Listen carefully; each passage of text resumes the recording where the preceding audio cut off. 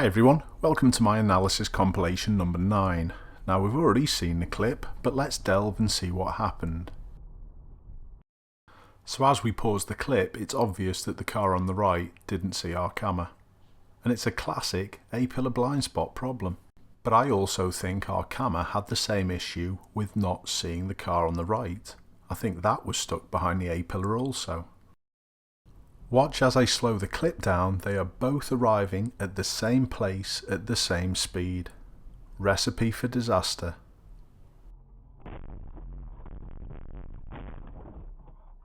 The impact with the tree was quite significant, and unfortunately it was a scrapyard job. Although the Alfa Romeo did fare a little better. This clip is from one of my instructors, and this is Switch Island in Liverpool. I usually say in these analysis videos that there's always things that both parties could have done better, but honestly in this one I'm not quite sure. I don't think my instructor could have done much more. In fact, when the police turned up at the scene, the police said sometimes it's like a final destination moment, that you're just destined to have a crash. My instructor picks lane 2 going ahead and then round to the left. That's totally fine. And this is a route that I often take myself, but there's no way in the world I would have expected this.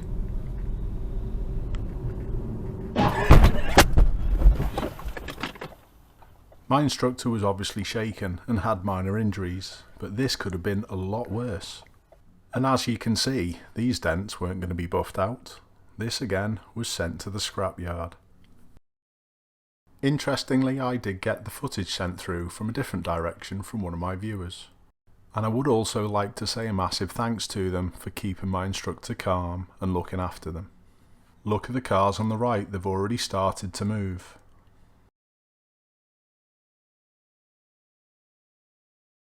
And no, I'm not even going to try and fathom out what that van driver was doing. Please let me know what you think the likely cause was in the comment section. Let's get back to another totally avoidable collision where both parties could have done and should have done much better. We've obviously seen a cyclist, but have you seen the car that's turning from the opposite direction? A road user is obviously leaving the space to the junction on the left clear so this car can make its turn. And when this happens, drivers feel compelled to make the turn.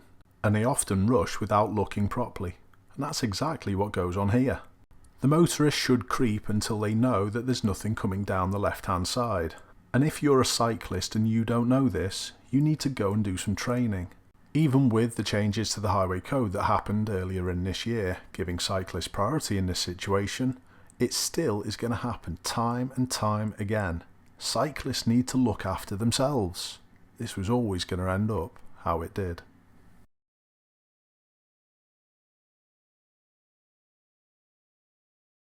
I hope he was okay, because that was a heavy one. Back to Liverpool for this clip for a junction I know well. Watch the vehicle 2 in front that tries to turn right.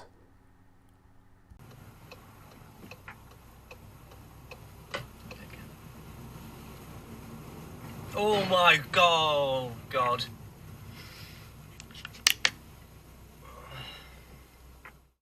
It's quite difficult to see because of the camera, but there is a filter arrow on this furthest light.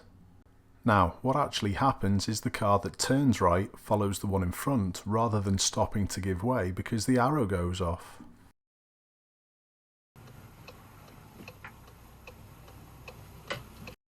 And even though the blue car shouldn't have crossed the path of the black one, I also think that the black one is massively at fault. When people are doing this turn, I know they shouldn't do, but just because you've got priority doesn't mean that you should just move and crash into them.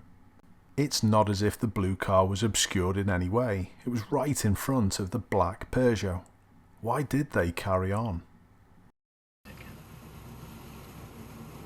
Oh my God. For me, these incidents are getting more and more commonplace. People would rather have a crash being in the right rather than trying to avoid it in the first place.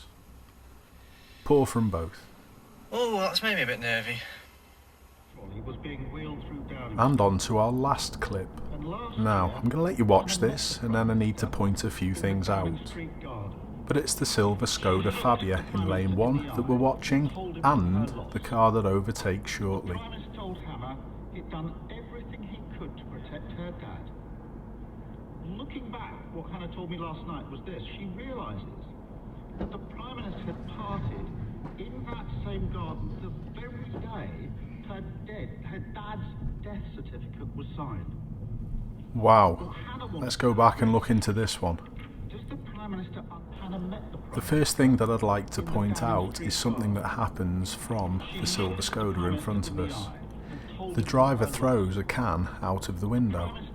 Now I don't know whether this was on purpose, but it strikes this car.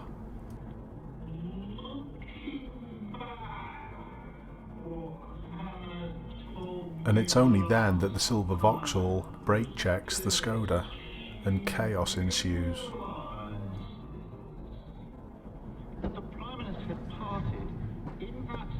What I'd like you to do now is skip back 10 or 15 seconds and have a look to what a great job the van driver does.